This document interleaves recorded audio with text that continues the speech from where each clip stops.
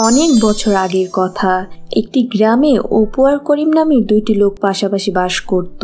তাদের দুজনেরই ছোট ছোট দুটো কুড়িঘর ছিল। সেখানে দুজনে তাদের বউদের সাথে থাকতো। অপু ছিল খুবই চতুর আর করিম ছিল খুবই সৎ এবং অলস। করিম গরিব হওয়ার কারণে সবসময় দুঃখী থাকতো।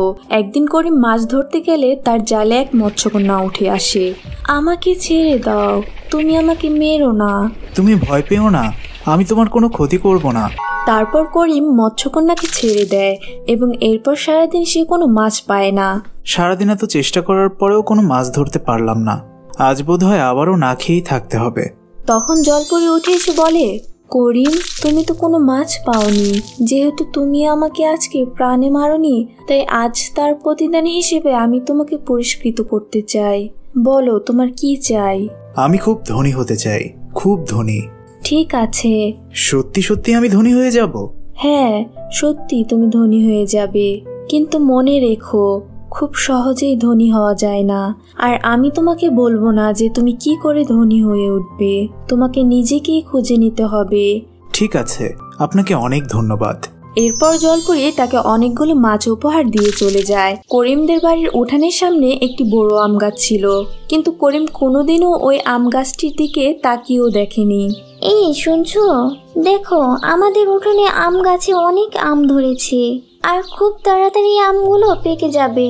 আর এই আমগুলো পেরে বিক্রি করলে আমরা কিছু টাকা পাবো। আরে বউ, খুব তাড়াতাড়ি আমরা ধনী হয়ে যাব। আর এই আমগুলোর কথা চিন্তা করার কোনো দরকার নেই, শুধু অপেক্ষা করো, বুঝলে? করিম এটা জানতো না যে জলপরি ওই আম গাছের উপরেই তার ভাগ্য পরিবর্তনের উপায় রেখে দিয়েছিল, আর এর মধ্যে দিয়ে করিমের পরীক্ষা নিতে চেয়েছিল। খুব অদ্ভুত ব্যাপার, কাল পর্যন্ত আমগুলো ছোট ছোট ছিল, কিন্তু আজ এগুলো বড় হয়ে পেকে গেছে। আরে হ্যাঁ, সত্যি তো, কালকে আমগুলো অনেক ছোট ছোট ছিল, আজকে এরকম বড় হয়ে গেছে। তুমি একবার গাছে উঠে একটু দেখার চেষ্টাও তো করতে পারো। চেষ্টা তো করা উচিত, এটা তো বুঝতেই পারছি, কিন্তু আজকে তো আমার কাজ করতে ইচ্ছেই করছে না। কিন্তু আমগুলো তো পেকে যাচ্ছে, এগুলো কি আর তোমার জন্য অপেক্ষা করে থাকবে? না না, আজকে আর করব না।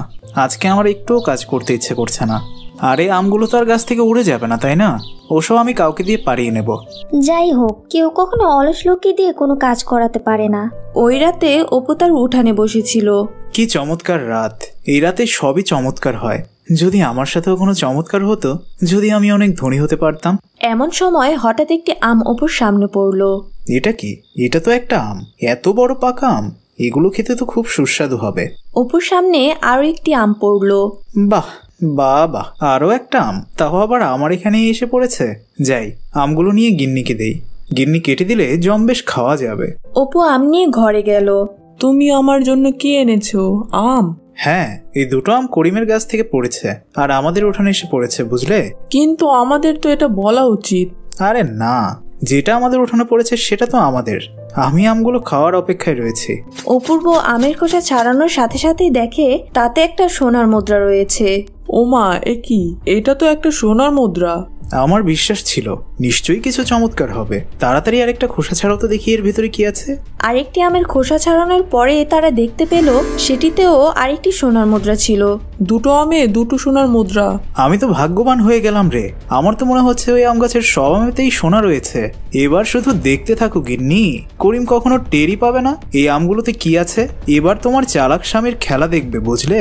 পরের দিন সকালে অপু করিমদের বাড়িতে গেল আর বলল, আরে করিম ভাই, কেমন আছিস? এই তো ভাই আছি, তোর কি খবর? হ্যাঁ, ভালোই আছি। তা মনে হচ্ছে তোর আম গাছের আমগুলো পেকে গেছে, তো এবার কি করবি তুই? এগুলো পারবি নাকি? জানি না তো, এখন আমার কাজ করার কোনো ইচ্ছেই নেই। অপু ভাই, আমার স্বামী তো কখনো মনে হয় না ওই আমগুলো পারতে পারবে। তুমি তো জানোই আমার স্বামী কতখানি অলস। আরে চিন্তা করো না, সবাই এত বড় গাছে উঠে আম পারতে পারে না। মনে হয় ও ভয় পায়। আরে করিম, তুই যদি চাস তাহলে আমি তোর আমগুলো পেরে আনতে পারি, আর আমগুলো আমি বাজারে বিক্রি করেও আসতে পারি, আর বিক্রি করে টাকাগুলো তোকে দিয়ে দেব। আরে বলিস কি? তাহলে তো আমার জন্য খুব ভালোই হয়। আর যদি তুই চাস তাহলে আমি গাছটাও কিনে নিতে পারি। আরে কি এত ভাবছিস? আমি তোর সব সমস্যা মিটিয়ে দেব, আর তুই তোর টাকাও পেয়ে যাবি। না না ভাই, গাছটা বিক্রি করব না। আমার দাদাই গাছটা লাগিয়েছিল, তুই তো সবই জানিস। আচ্ছা ঠিক আছে, কিন্তু এই আমগুলো তুই আর কাউকে বেচবি না, এইটুকু তো কথা আমাকে দিতেই পারিস। আচ্ছা ঠিক আছে, আমগুলো আমি তোকেই দেব, কথা দিচ্ছি। এভাবে অপু করিমের কাছ থেকে সবকিছু নিজের করে নেয়। অপু গাছে উঠে আম পেড়ে আনতো আর বাড়ি নিয়ে আসতো, আর সত্যি সত্যি প্রতিটা আম থেকে একটি করে সোনার মুদ্রা পেত। আর এভাবে অপু করিমকে বোকা বানিয়ে ধনী হতে লাগলো। সেই জাদুর আম গাছটা আম দিতে থাকলো, আর করিমও সেগুলো বেচতে থাকলো। এভাবেই অপু গ্রামের সব থেকে ধনী ব্যক্তি হয়ে গেল। আর অন্যদিকে করিম কিছুই বুঝতে পারছিল না, শুধুমাত্র সে কিছু টাকার বিনিময়ে অপুকে আমগুলো বিক্রি করতে থাকলো। কিন্তু করিমের বউ ছিল খুবই বুদ্ধিমতী। কয়েকদিন অপু আর তার বউ কি করে এত ধনী হয়ে যাচ্ছে কিছু তো বুঝতে পারছি না। ওরা কি টাকার গাছ পেল নাকি? খুব কষ্ট করে হয়তো। ছাড়ো, অন্যদের উন্নতি দেখে হিংসে করতে হয় না। আরে হিংসে করছি না, কিন্তু ওরা ধনী হচ্ছে কিভাবে? ওরা তো কোনো কাজই করে না আমাদের আমগুলো বিক্রি করা ছাড়া। আর তাছাড়া ওরা অনেক ধনী হয়ে গেছে, তাহলে আমাদের আম বিক্রি করা ওদের কি দরকার? কিন্তু এটা তো ভালো কথা, তাই না? কি বলো? কিন্তু আমার তো মনে হচ্ছে কিছু একটা ব্যাপার আছে। ওরা যেদিন থেকে আমাদের আম নেওয়া শুরু করেছে তখন থেকেই ধনী হতে শুরু করেছে। তুমি নিজের অলসতা ছাড়ো আর ব্যাপারটা গিয়ে দেখো তো। একবার একটা কথা তোমার মাথায় ঢুকে গেলে সেটার কোনো মতেই সরানো যায় না। আচ্ছা ঠিক আছে, তাহলে আজকে রাতে গিয়ে আমি ব্যাপারটা দেখবো। সেই রাতে করিম আর করিমের বউ লুকিয়ে অপুদের বাড়িতে গেল। ওরা দুজনে ওখানেই আছে, চলো গিয়ে দেখি। করিম আর তার বউ অপুদের বাড়ির জানালায় উকি দিল। এবার মনে হয় আমাদের বড় একটি বাড়ি কিনতে হবে, গ্রাম থেকে বেরিয়ে শহরের কাছে। আরে কিনে নেব, শুধু একটু অপেক্ষা করো। আগে যাও, গিয়ে আমগুলো নিয়ে এসো। যাও একবার দেখি আজকে কত মুদ্রা অর্জন করলাম। অপূর্ব আম এনে খোসা ছাড়াতে লাগলো। জানালা দিয়ে করিম আর করিমের বউ দেখতে পেল আমের মাঝে সোনার মুদ্রা। তখন করিমের বউ বলল, তুমি দেখেছো আমাদের আমের ভেতর থেকে ওরা পাচ্ছে সোনার মুদ্রা? তাই তো আমি ভাবছি ওরা এত তাড়াতাড়ি বড়লোক হয়ে গেল কিভাবে। সত্যি তো? তাহলে তো এই আমগুলো আমাদের।